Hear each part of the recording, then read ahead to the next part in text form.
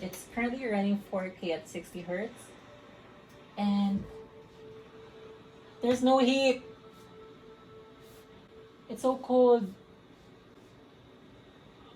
Oh my god.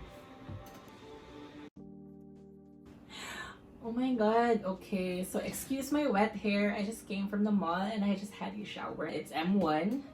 It's supposed to be twice as fast than my previous laptop, which is the MacBook Pro 2019. So yeah, I decided to upgrade because my previous laptop would sing like an orchestra, no? If whenever I open heavy stuff like Safari and OBS and sometimes Apple Music, no? So mas marinig ko pa siya kasi sa music ko. So, then I decided yesterday evening, that I would upgrade to an M1.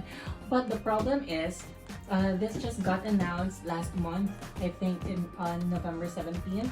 And usually here in the Philippines, we get the new models or the new Apple lineups right after 2 or 3 months after its announcement. So I was surprised that I was able to find this today. I wasn't really expecting, though hindi ako na-research masyado kung when talaga siya darating, but yeah, inikot ko po ang buong Cebu, and by buong Cebu I mean SM City and Robinson's Galleria and saan pa ba? Actually, inikot ko siya kasi yun lang din kasi ang may iStores. Hindi, meron din sa Ayala and sa Central Block. But the problem is, I tried to call them, but they didn't answer. So, hindi ko na-gets why do you even put your contact number online if you won't even answer, diba? What kind of customer service is that? Char! So, ayan, I'm very excited for this new upgrade. I hope it's an upgrade because I just sold my MacBook Pro this morning. 5 minutes after I posted, it's a Facebook Marketplace. I got a message and then sure buyer siya. So I was really happy, no? So, ayan, let's start. This is the new MacBook Air 2020 with the M1 processor. So it has 8 GB of memory and I got the base model, diba? So it has an 8 GB RAM and a 256 GB SSD internal storage. So, ayan. This is their first generation of their own, tawag niyan, locally designed chipsets. So, ayan. I hope this is really an upgrade because I just spent money on this. Hey, OMG. Oh my god. Wait. Oh my god. Always satisfying to hear. Oh my god.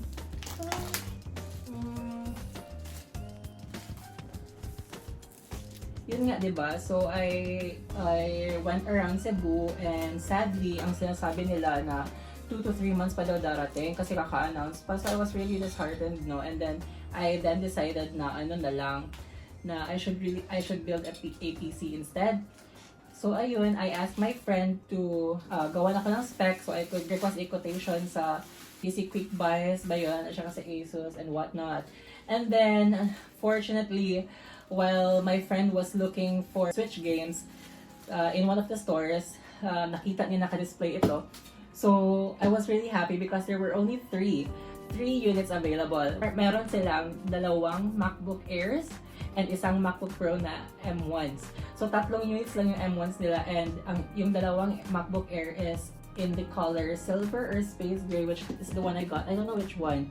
And the other one was gold. So I was really, pressured ako. Tapos fixated na yung mind ko na mag-build ng PC. So I then had to decide which one to get. And then, I went for the M1 because Mac, I don't expect a physical redesign or anything. Oh my god. New Mac smell. So, ayan, we have here the MacBook Air. It's supposed to be the same size as the MacBook Pro. Ang difference lang nila is this has a wedge type design. So, slightly but not really significantly thinner yung front niya. Ayan. It's put this aside. Ooh, it comes with a much smaller power adapter. I think it's twice as small as my previous one. Ayan. Ito, I think documentation designed by Apple in California, assembled in China. China #1. Sure. And it's power cord. I don't know how long, but I think it's the same as my old one. So, yeah, as expected, yun lang ang laman. Ganito lang din ka-simple yung packaging niya. Ooh, it's a 30-watt USB-C power adapter. So, yeah, it has the silver stickers. Ayan.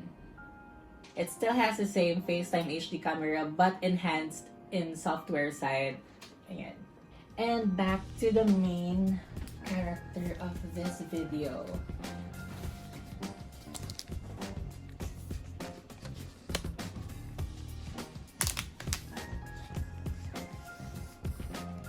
It's so clean.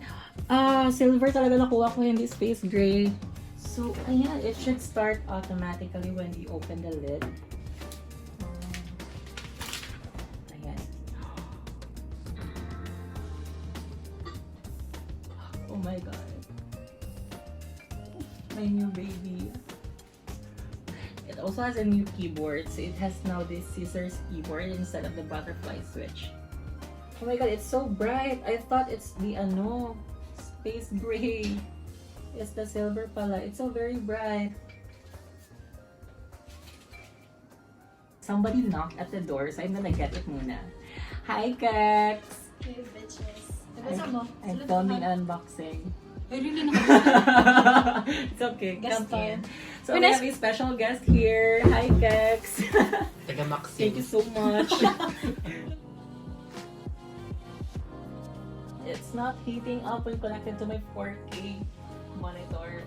Unlike my previous Mac, it goes up to 60 to 90 or to 80 degrees Celsius when connected to the monitor. But this doesn't even hiccup. Oh my god. Oh my god, I'm in love. I'm in love.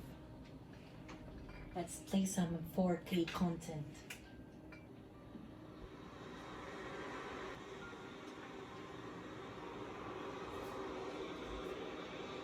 It's not heating up.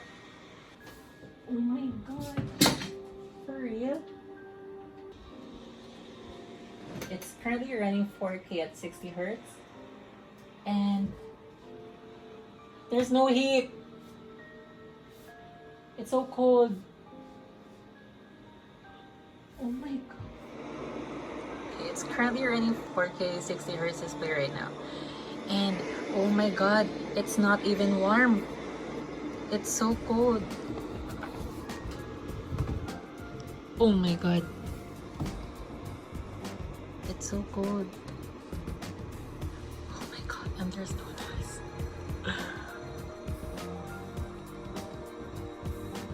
It's connected via USB-C to DisplayPort. And look at this. It doesn't lag. It doesn't lag. See? Oh my god, it's so instant. Oh my god. Amazing. That's it for my video, guys. I forgot to film an outro because I was so excited to use it. So yeah, that's it, and thank you for watching. Please subscribe if you want, and don't if you don't like, and if you could hit the like button, that would be a big help. Thank you so much, and see you on the next one.